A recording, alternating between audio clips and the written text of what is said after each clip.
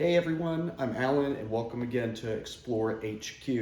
Today I'm actually going to take on a little bit of a maintenance project, upgrade if you will, on the cables that I talked about in a previous video from jeepcables.com, the Big 7.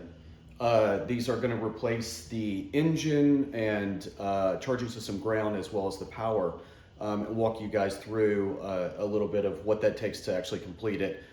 Getting into the factory loom and pulling things loose and kind of doing an overall good job, hopefully, on that. I searched YouTube, the internet, and found probably 400 videos on how to do it on every Jeep known to man, but there wasn't one for a 3rd gen. So hopefully this will help you guys out.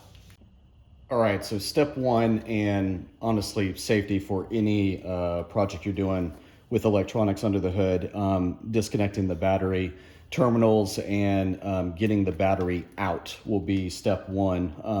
Need to do that for a couple of reasons. Obviously, first off, yeah, I mentioned the safety part of it. You don't want to be electrocuted to your death on a project. And number two, a couple of these cables that actually are going either to the body mount or directly to block or alternator.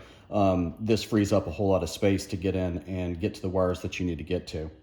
So step one, we're going to be taking a negative battery cable off. This side's actually in pretty good shape.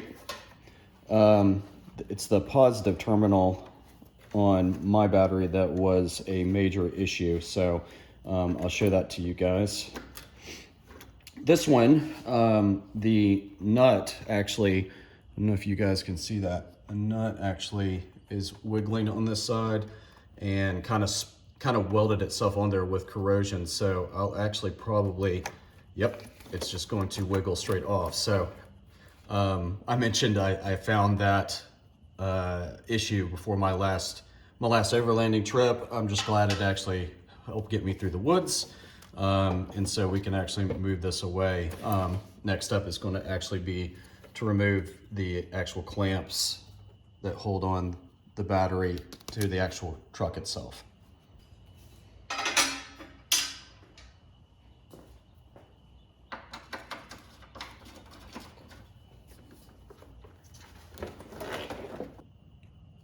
Okay, next up, I'm going to be removing some of the cables I've got in through the factory bolt and nut setup. This is my negative and my positive cable for my winch. And the positive side on this side also has the main power source running to my retrofit HIDs. So what I'm gonna do is clear all of this clear all of the accessories out away from the factory loom, so then I can lay out the cables and decide which order I'm going to do them in now. So I'm going to go ahead and take these off now.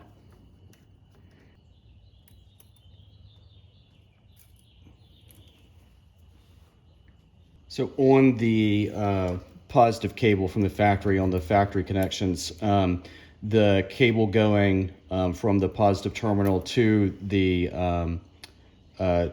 fuse block from the factory stuff, there is a little C-clip holding the little connection on. So all I'm gonna do is just stick a little pick in there and hopefully free up this little C-clip so I can go ahead and put these off. Yeah, it's coming right off. And again, you don't need to retain that because all the connections, again, jeepcables.com gave you new terminal connections, so everything should be easy to put back on. And then you can see how bad a shape my factory one was in. So again, this is from 1999, so well overdue. We'll make sure we take care of that today. And since I'm up here, I'm going to go ahead and free up the fender bolt where the factory ground was going to. And as you can see, I've also got some of my HID stuff grounded to the same bolt. So I'm going to go ahead and pull that up because we will have to go ahead and replace the tiny wire with the new big cable that came directly from the factory.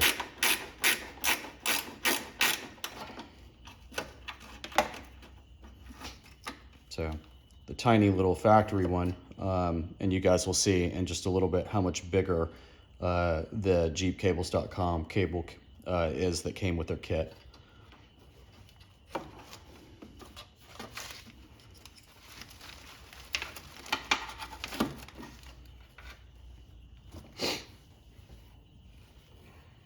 Okay, so I wanted to show you guys basically from the beginning. So this is what originally was connecting to the factory negative battery terminal.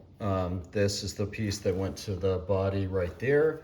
And then this is the one that I was cutting to open the loom to follow down, because I knew that was, in fact, the one that went to the block.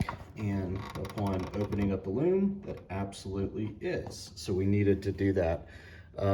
Again, follow that one all the way back up. On the positive side, right here, this is the one went to the positive side of the battery.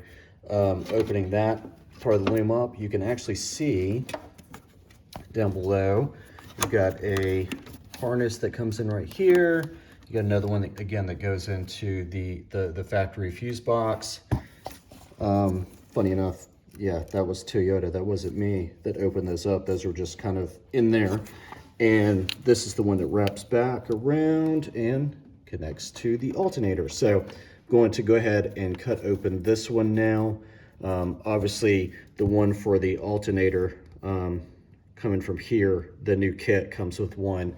And then the back side for the harness, that's the factory part, and that stays on the vehicle. So got to cut that one to separate it. Then when I put the new one on, I'll probably wrap these guys again to make them look a little bit better and cleaner. So that's where we're at right now. Okay, now that I've got the loom and the wires separated from the alternator, so I can clearly see where all of those go. Gonna go underneath the vehicle now. The longest one with the kit, and obviously the longest wire, is going to be the starter wire that goes to the complete opposite side of the truck. So you can see right there, that's what we were looking down on. That loom, if it'll focus, goes all the way across in this little plastic case. It's got a couple of places that it hooks to the body, but if you get underneath, you can follow the shape of that loom and see it goes up and around, and then right back there is the starter. Okay, back underneath, what we're gonna do now is disconnect these little holders. Little metal brackets are coming off the engine, and this plastic case essentially is holding the loom that we started disconnecting. So there's two of them. There's one here, and there's one behind the tensioner on this side. Kind of hard to see with the camera where it is, but I'm going to disconnect both of these. What you do, there's a little tab inside. Got my little pick tool, so all I'm doing essentially is pulling the tab out, and actually it slides free once that's done. So got one there, and then one back here on the tensioner side. Okay, the second one that's underneath the tensioner pulley, it's a little bit harder to get to. Same style tab, so it's one of those to where I'm using pick tool again. Gonna get underneath the tab and pull out, and then you should be able to push the harness down. And again, you can't really see it. You kind of gotta do it by feel, which I just got it. So harness is now loose. So I'm going to see if I'm positioning the camera so you guys can see what I'm doing on the starter. Okay, just got the bolt out of the power cable for the starter. And there you go, you can see. Okay, so here is the factory starter cable, the power cable that you saw me take off. And so definitely do your best to save it if you can. Again, a lot of those little tabs are gonna break. A couple of mine did, but again, this will help honestly have a tray to put everything back in again. And then all I'm gonna do is, when I've got everything back in, the power cable and the little harness that goes on the starter, I'm just gonna wrap it in some electrical tape and put it back in its place with the little tabs back on there. Okay, as I mentioned before, yes, these are very beefy cables. The whole package, again, when it came, I held it up, my guess, between 3 and 5 pounds. But the cool thing is again, when you've got them in your hand, definitely feel huge. But when you start pulling off the factory cables and see again how much smaller they are in comparison to the new ones. And then the same thing with the connections. Here's the factory connection from Toyota, and then check out the connectors on these. They are huge. That's what she said. Oh, one thing I forgot to mention, these are labeled on the heat shrink tubes. So literally it tells you where to put these things. So this is the starter cable. And how do I know that? This only says battery positive. Well, if you go to the other end of the cable, literally, what's it say right there? Oh, starter. And guess what? Every single one of these are labeled. Here's your alternator. Here's your fuse box from the alternator. Same thing on the negative battery cables. There you go, negative battery. And then this one is engine block, ENG block. So again, they make it really easy.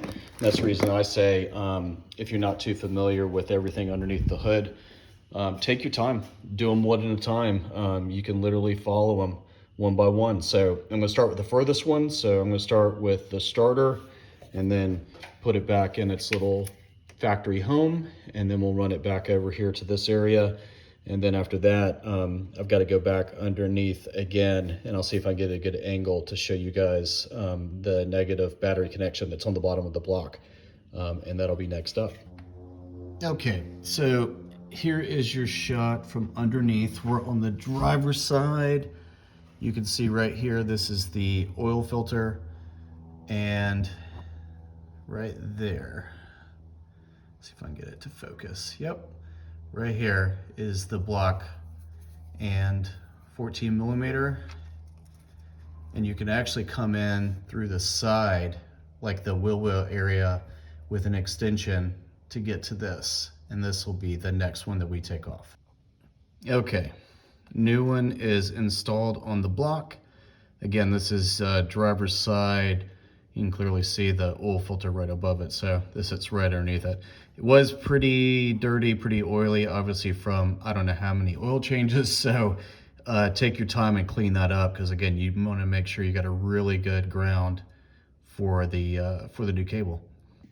Okay, next one we're going to tackle is going to be the alternator connection. So literally that is right here on top. You can get to it pretty easily. Again, I'm sort of tackling these in order of what I think is difficult. So this one right here, and then there, the end of that actually runs up into the back of the bottom here. So we'll open up the fuse panel and see how that connects. But that's gonna be the next one that we're gonna do. So.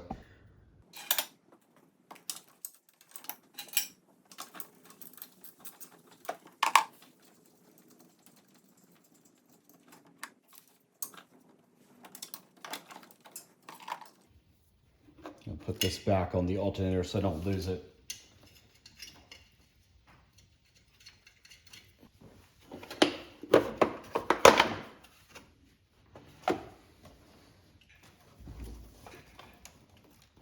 Okay, this one's pretty easy. It actually just connects right here, so there's one more bolt to remove, and then that feeds right back down through the bottom into the alternator. So that's what I'm doing now. It's going to take this nut off, and then we'll feed it back through the bottom. Okay, and this is the only one that has the little jeepcables.com little blue wrapper on it.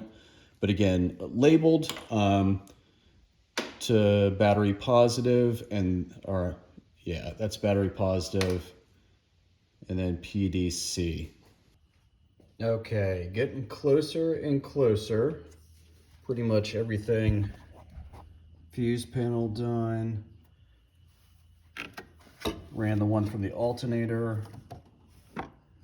Ground from the engine block is this one. And last one to do, other than the one that goes in the Fender to the negative battery cable, it is this little guy. This little guy runs inside the fuse panel right here. So Let me tell you what I did to make it a little bit easier to show you. I removed, there are 3 bolts that hold this down to the vehicle, but I took those out so you guys could see. Once you open up the top, on the inside, there are 4 little tabs that hold the fuses to the inside of the case. So this is 2 separate pieces. So you've got inside there, got one at the top, one on this side, and then one at the bottom there. And these little tabs that you have to push in and wiggle these fuses up at the same time. And eventually it will come loose. So this one, you just pull it back up, and I'll show you what that looks like. Okay, so this is, as you can see, separated from the outside of the case like maybe a couple of inches, and the only thing you needed to access in here is this little bolt right here, because it unbolts this wire, which is what you're going to replace the last positive one for the kit, which is right here. So this one will run through the side of the case, bolt into the side, and then this one goes directly to the positive side of the cable. I'm sorry, positive side of the battery. All right, just real small. This one is, it's an 8mm.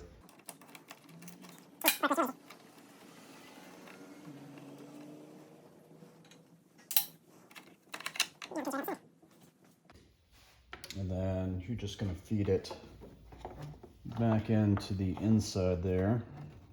Obviously bending these is a little bit harder because they're so much bigger, the diameter. Okay, here it is for now. Cables and terminals and everything mounted up. Again, pretty tight fit, but again, I've got aftermarket stuff in mind, and I'll probably end up changing the way these things are routed.